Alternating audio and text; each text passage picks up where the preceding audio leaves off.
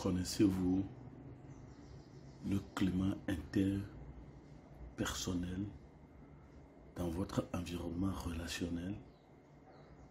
Autrement dit, ceux qui sont autour de vous, sont-ils réellement des amis? Nos amis, sont-ils réellement nos amis? Si oui, pourquoi lorsque vous n'avez rien, vous n'avez réellement pas des amis? Et quand vous avez quelque chose, vous semblez avoir des amis, et lorsque vous perdez sur quelque chose, ceux qui se disaient hier vos amis, ils le sont dit, avons-nous réellement des amis? A dit que celui qui a des amis, celui qui a plusieurs amis, les a pour son propre malheur. Mais ça ne veut pas dire que tout le monde est comme dans ce troc relationnel avec l'autre. Nous sommes comme dans des relations transactionnelles. Je suis ton ami parce que je trouve quelque chose.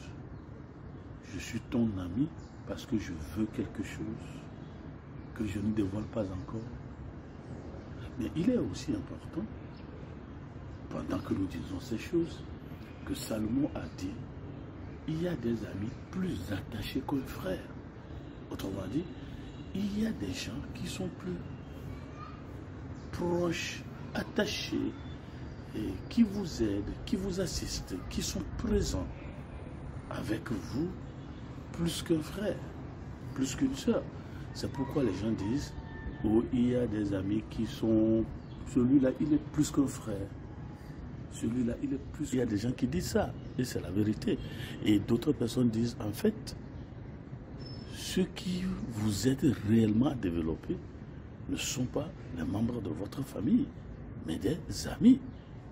Donc, pendant que nous disons que tous les amis ne sont véritablement pas des amis, mais des troquistes, des transactionnels qui apportent quelque chose sur le marché relationnel dans l'expectative de l'échanger avec quelque chose.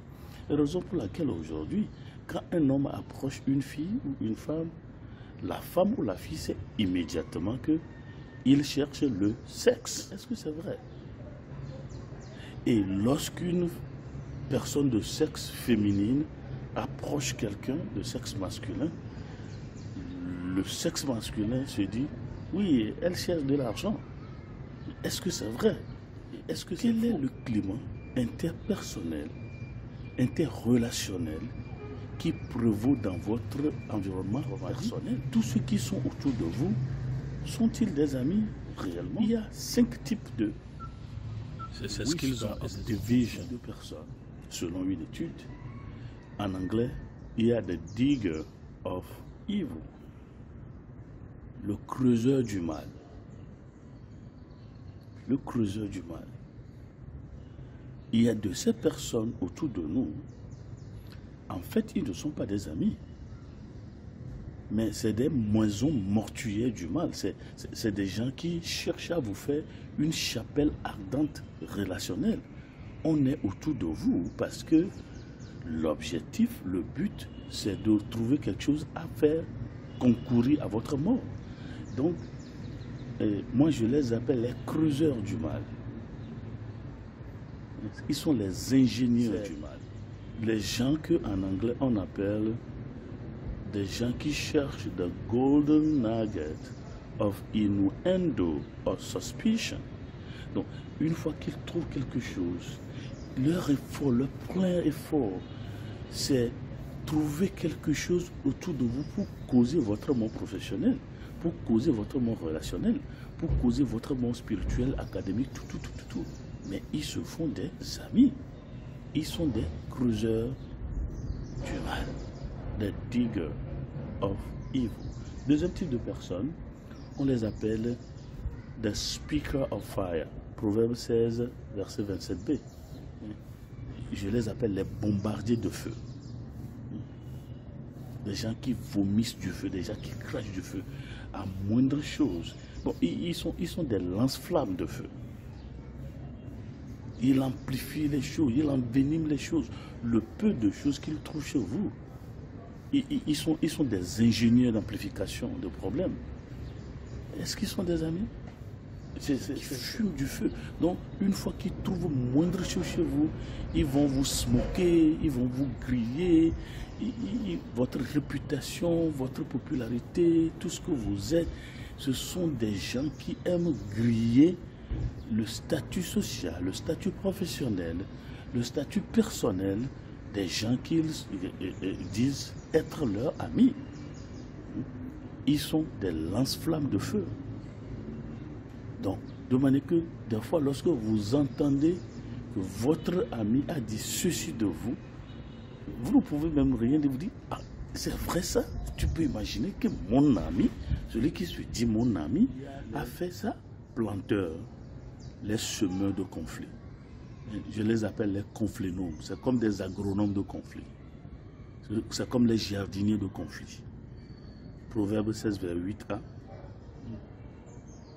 Donc leur passion, leur plaisir, hein, le plaisir perverti, la passion, le goût, c'est des gens qui veulent créer des conflits quoi, entre vous et vos amis.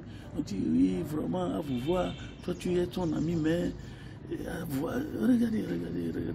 Ce sont des agronomes de conflits. Autre chose, en anglais, on les appelle the whisper of division.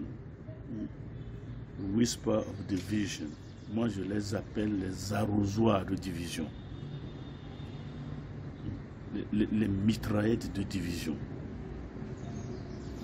Et ils font un slander clandestin qui égorge les amitiés avec des demi-vérités.